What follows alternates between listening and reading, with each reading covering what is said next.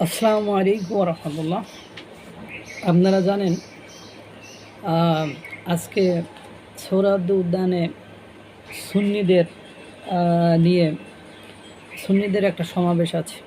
এই সমাবেশকে ডক্টর ফয়জুল হক আওয়ামী লীগের সমাবেশ বলেছে, যে সুন্নি জনতার ব্যানারে আওয়ামী লীগ সমাবেশ করবে।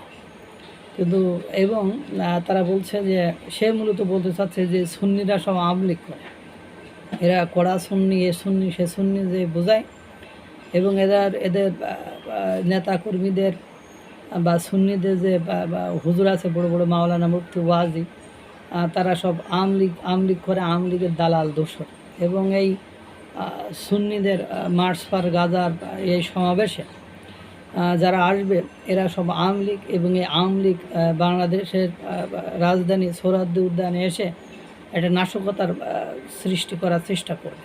আপনারা দেখেছেন গতকাল রাত হতেই হাজার হাজার লোক মিছিল নিয়ে সোহরাওয়ার্দী উদ্যানের উদ্দেশ্যে রওনা দিয়েছে। তারা মিছিল করে পুরো শহর মুখরিত করে ফেলেছে।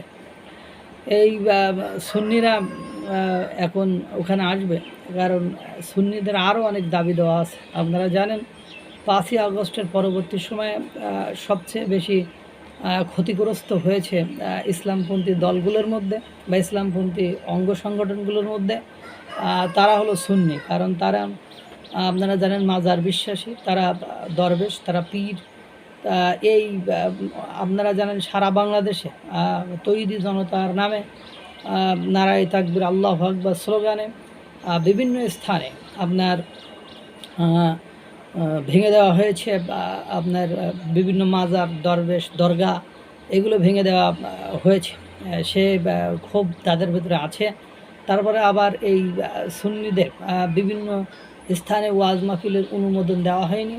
তারা বিভিন্ন ঔরস বা বিভিন্ন বছরই পালন করার সময় তাদেরকে পিটানো হয়েছে, তাদেরকে আহত করা হয়েছে, তাদের মাজার ভেঙে লুটপাট করা হয়েছে।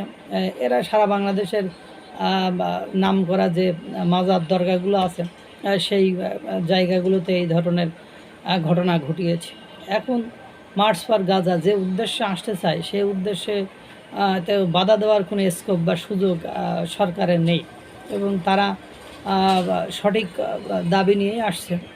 এখন ঘটনা হলো ডক্টর ফয়জুল হক মনে করেন একেবারে ডিরেক্টলি বলতেছে যে সুন্নি জনতার ব্যানারে এখানে আন্দোলন করতে আসছে বা এখানে সমাবেশ করতে আসছে হলো আওয়ামী লীগরা।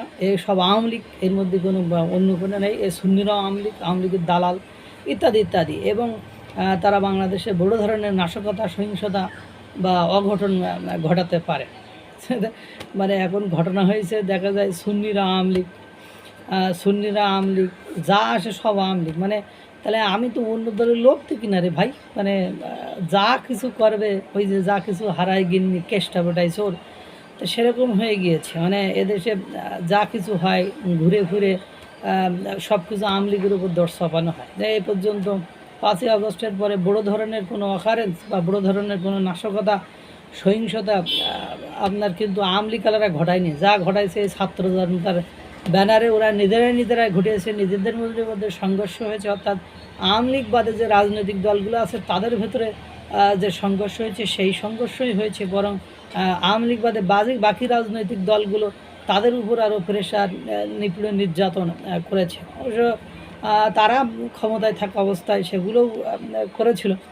এখন ঘটনা হলো এই যে সুন্নিরাও আওয়ামী লীগ হয়ে গেল, তাহলে আর আওয়ামী লীগ হতে হবে। সে বিচারকরা আওয়ামী লীগ, সুন্নিরা আওয়ামী লীগ, শিক্ষকরা আওয়ামী লীগ, মানে সবই আওয়ামী লীগ বাদে তো লোকই নেই। তাহলে আপনারা কারা? সংখ্যালঘু হয়ে গেলেন। ডক্টর ফয়জুল ইসলাম আপনি নাকি বিএনপি করেন, কিন্তু আপনার যে ইউটিউব চ্যানেল, এটা বিএনপিওয়ালারা কোনো সময় দেখে কিনা আমার সন্দেহ আছে।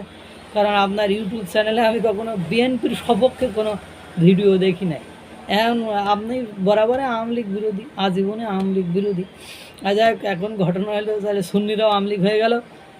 আজকে তাদের সমাবেশ, দেখা যাক ঘটনা কোন দিকে যায়। আল্লাহ তাআলা সকলকে ভালো রাখুক, সুস্থ রাখুক। আসসালামু আলাইকুম ওয়া রাহমাতুল্লাহ।